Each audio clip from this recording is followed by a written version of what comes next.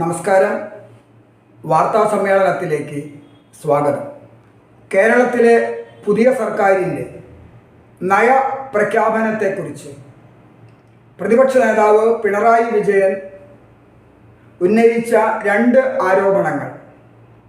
ഒന്ന്, നയപ്രഖ്യാപനത്തിൽ കേന്ദ്ര സർക്കാരിനെ വിമർശിക്കുന്നില്ല.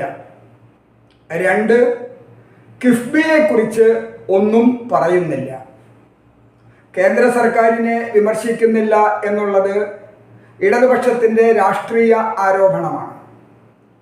കിഫ്ബിയെക്കുറിച്ച് ഒന്നും പറയുന്നില്ല എന്നത് പിണറായി വിജയനെ സംബന്ധിച്ചിടത്തോളം അത് വലിയ അങ്കലാപ്പുണ്ടാക്കും എന്നതിൽ തർക്കമില്ല. എന്താണ് കിഫ്ബി? സാധാരണക്കാർക്കൊക്കെ ഇപ്പോൾ ഈ വാക്ക് വളരെ സുപരിചിതമാണ്. മഹാഭൂരിപക്ഷം ആളുകളും ധരിച്ചു വച്ചിരിക്കുന്നത് ചോദിച്ചാൽ ആവശ്യത്തിന് പണം തരാനുള്ള ഒരു സ്ഥാപനമാണ് കിഫ്ബി. വലിയ വലിയ കെട്ടിടങ്ങൾ നിർമ്മിക്കാൻ, ദേശീയ പാതകൾ നിർമ്മിക്കാൻ, പാലങ്ങൾ നിർമ്മിക്കാൻ, വിദ്യാലയങ്ങളിലെ ക്ലാസ് മുറികളൊക്കെ അത്യന്താധുനിക സൗകര്യങ്ങളുള്ള ക്ലാസ് മുറികളാക്കി മാറ്റാൻ, വിദ്യാഭ്യാസ സ്ഥാപനങ്ങൾക്ക് കെട്ടിടങ്ങൾ നിർമ്മിക്കാൻ, മെഡിക്കൽ കോളേജുകളിലും മറ്റും കൂറ്റൻ കെട്ടിടങ്ങൾ നിർമ്മിക്കാൻ, അങ്ങനെ കേരളത്തിൻ്റെ അടിസ്ഥാന സൗകര്യ വികസന മേഖലയിൽ കോടിക്കണക്കിന് രൂപയുടെ വികസന പ്രവർത്തനങ്ങൾ നടത്തുന്ന ഒരു സർക്കാർ സംവിധാനമാണ് കിഫ്ബി. എന്തുകൊണ്ട് കിഫ്ബിയെക്കുറിച്ചൊന്നും പറഞ്ഞില്ല എന്ന് പിണറായി വിജയൻ ഖേദിക്കുന്നു എന്ന് ചോദിക്കുമ്പോൾ കിഫ്ബിയെക്കുറിച്ച് നമ്മൾ കുറെ കൂടെ മനസ്സിലാക്കേണ്ടതുണ്ട്. എൻ്റെ നിഗമനത്തിൽ കേരളം എന്ന് പറയുന്ന ഈ സംസ്ഥാനത്തിൻ്റെ തലയ്ക്ക് മുകളിൽ തൂങ്ങി നിൽക്കുന്ന മാരകമായ മുറിവുകൾ ഏൽപ്പിക്കാൻ കഴിയുന്ന വളരെ മൂർച്ചയുള്ള ഒരു വാളാണ് കിഫ്ബി. ഇങ്ങനെ പറയുന്നത് അത് നിയമവിരോധമാകുമോ രാജ്യദ്രോഹമാകുമോ എന്നൊന്നും എനിക്കറിയില്ല. പക്ഷേ അതാണ് സത്യം. 1996 കേരളത്തിൽ അധികാരത്തിലേറിയ നായനാർ മന്ത്രിസഭ 1999 കിഫ്ബിക്ക് രൂപം നൽകുന്നത്. നായനാർ സർക്കാർ ഏകദേശം 27,000 കോടി രൂപ കേരളത്തിനു വേണ്ടി കടം വാങ്ങി. അതുവരെ കേരളം ഭരിച്ച സർക്കാരുകളിൽ ഏറ്റവും കൂടുതൽ പണം കടം വാങ്ങിയതും നായനാർ സർക്കാർ തന്നെയായിരുന്നു. പിന്നെ വന്ന സർക്കാരുകൾക്കൊക്കെ കടം വാങ്ങൽ ഒരു ഹരമായി മാറി. ഞാൻ ഈ കടം വാങ്ങലിൻ്റെ ഉള്ളറ രഹസ്യങ്ങളിലേക്കൊന്നും ഇപ്പോൾ പോകുന്നില്ല. ഒരു കാര്യം മാത്രം നമുക്ക് ഉറപ്പിക്കാം. പൊതുവായ ഒരു അഴിമതിയെക്കുറിച്ചും നമ്മുടെ രാഷ്ട്രീയ നേതൃത്വം, അത് BJP ആയാലും ഇടതുപക്ഷമായാലും CPM ആയാലും CPI ആയാലും കോൺഗ്രസ് ആയാലും അഴിമതിയെക്കുറിച്ച് വലിയ ചർച്ചകൾ നടത്തുകയില്ല.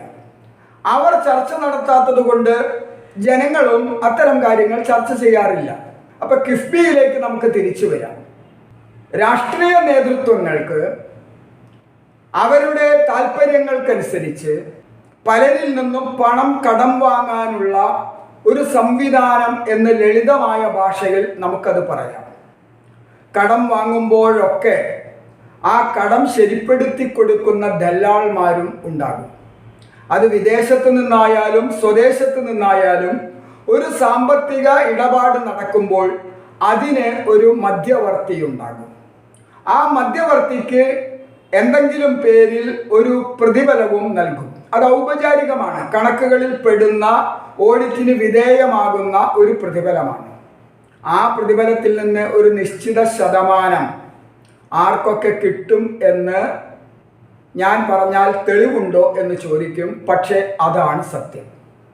അപ്പോൾ കിഫ്ബിയെ സംബന്ധിച്ചിടത്തോളം കേരളത്തിൻ്റെ മുകളിൽ തൂങ്ങി നിൽക്കുന്ന മൂർച്ചയേറിയ ആയുധമാണ് എന്ന് ഞാൻ എന്തുകൊണ്ട് പറയുന്നു?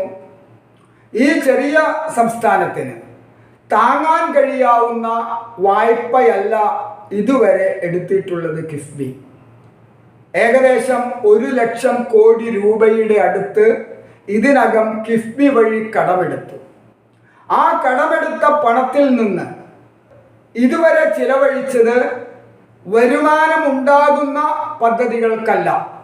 ആധുനിക സൗകര്യങ്ങളോടെയുള്ള ഒരു ക്ലാസ് മുറി ഉണ്ടായാൽ, വലിയ കെട്ടിടങ്ങൾ നമ്മുടെ വിദ്യാലയങ്ങളിലും കോളേജുകളിലും ഉണ്ടായാൽ, അല്ലെങ്കിൽ മെഡിക്കൽ കോളേജുകളിൽ ഉണ്ടായാൽ അതിൽ നിന്ന് എന്തു വരുമാനമാണ് ഉണ്ടാകുന്നത്? അപ്പോൾ അടിസ്ഥാന സൗകര്യ വികസനത്തിൻ്റെ ഭാഗമായി കിഫ്ബി ഇതുവരെ ചിലവഴിച്ച പണത്തിൽ കൂടുതൽ ഭാഗവും ചിലവഴിച്ചത് അത്തരത്തിൽ വരുമാനമില്ലാത്ത പദ്ധതികൾക്കാണ്.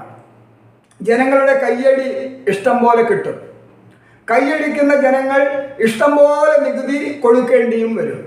അവർ കെട്ടിട നികുതി അടയ്ക്കാൻ ചെല്ലുമ്പോൾ, അവർ വസ്തുനികുതി അടയ്ക്കാൻ ചെല്ലുമ്പോൾ, അവർ പെട്രോൾ പമ്പിൽ പെട്രോൾ അടിക്കാൻ ചെല്ലുമ്പോൾ അവരറിയാതെ എന്തിന് 50 രൂപയുടെ മൊബൈൽ ഫോണിൽ റീചാർജ് ചെയ്യുമ്പോൾ വരെ അവർ ഇങ്ങനെ നികുതി കൊടുത്തുകൊണ്ടേയിരിക്കും.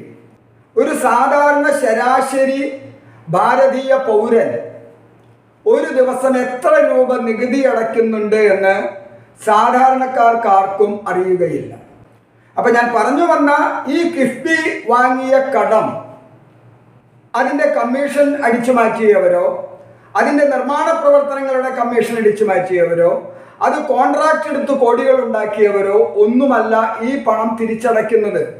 ആ പണം തിരിച്ചടയ്ക്കാനുള്ള ബാധ്യത ഈ 3.5 കോടിയിലധികം വരുന്ന മലയാളികളുടേതാണ്. അത് 1,00,000 കോടി രൂപയാണ്. ഞാൻ മനസ്സിലാക്കുന്നിടത്തോളം 2027 മുതൽ കിഫ്ബിക്ക് തിരിച്ചടയ്ക്കേണ്ടി വരുന്നത്, ഏതാണ്ട് 4 കൊല്ലം കൊണ്ട് കിഫ്ബി തിരിച്ചടയ്ക്കേണ്ടി വരിക 35,000 കോടി രൂപ തിരിച്ചടയ്ക്കണം എന്ന് പറഞ്ഞാൽ ഒരു പ്രതിവർഷം ഏതാണ്ട് ഒരു 10,000 കോടി രൂപയുടെ അടുത്ത് തിരിച്ചടയ്ക്കാൻ തന്നെ ഉണ്ടാകണം. അപ്പോൾ കിഫ്ബി ഇപ്പോഴുള്ള നയം മാറി. പ്രതിപക്ഷ നേതാവിൻ്റെ ആരോപണത്തിന് മുഖ്യമന്ത്രി നൽകിയ മറുപടി, കിഫ്ബിയെക്കുറിച്ച് ഞങ്ങൾ പഠിച്ചുകൊണ്ടിരിക്കുകയാണ്, അത് പഠിക്കാൻ ഒരു വിദഗ്ധ സമിതിയെ നിയോഗിക്കുകയും ചെയ്യും.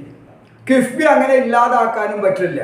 95,000 1,00,000 കോടി രൂപയുടെ ബാധ്യതയുള്ള ഒരു സംവിധാനത്തെ വിദേശ നിക്ഷേപങ്ങളായിട്ട്, ബോണ്ടുകളായിട്ട്, കടപ്പത്രങ്ങളായിട്ടൊക്കെ സ്വരൂപിച്ച പണം, അതിൻ്റെ പലിശ നിങ്ങൾക്കറിയോ? ഏതൊരു ബാങ്കിലെയും സ്ഥിര നിക്ഷേപത്തിന് നൽകുന്നതിനേക്കാൾ കൂടുതൽ 9% മുകളിലാണ് കിഫ്ബി സ്വീകരിച്ച പണത്തിൻ്റെ പലിശ. അങ്ങനെ ബ്ലേഡ് പലിശയ്ക്കാണ് ഈ പണം കടമെടുത്തിട്ടുള്ളത്. ഇനി കിഫ്ബിയുടെ പദ്ധതികൾ വരുമാനം ഉണ്ടാക്കുന്ന പദ്ധതികളായിരിക്കണം. ആ വരുമാനത്തിൽ നിന്ന് വേണം ഈ ബാധ്യത തിരിച്ചടയ്ക്കാൻ.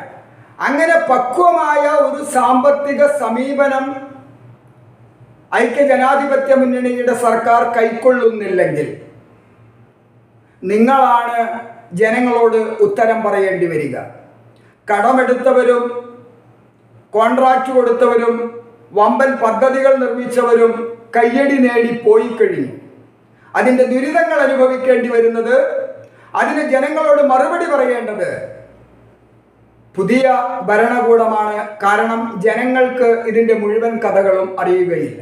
കേരളത്തിൻ്റെ സാമ്പത്തിക സ്ഥിതിയെക്കുറിച്ച് ഒരു ധവളപത്രം ഇറക്കും എന്ന് പറയുന്ന ഐക്യജനാധിപത്യ മുന്നണിയുടെ സർക്കാർ അത് സത്യസന്ധമായി നിർവഹിക്കണമെങ്കിൽ, കൃത്യമായി ജനങ്ങൾക്ക് മനസ്സിലാകുന്ന ഭാഷയിൽ അത് വെളിപ്പെടുത്തുമ്പോൾ അതിൽ കിഫ്ബിയെ കൂടി ഉൾക്കൊള്ളിക്കണം. കാരണം കേരളത്തിൽ ഏറ്റവും മാരകമായ മുറിവുകൾ ഉണ്ടാക്കുന്ന സാമ്പത്തിക ബാധ്യതയാണ് കിഫ്ബിയുടേത്.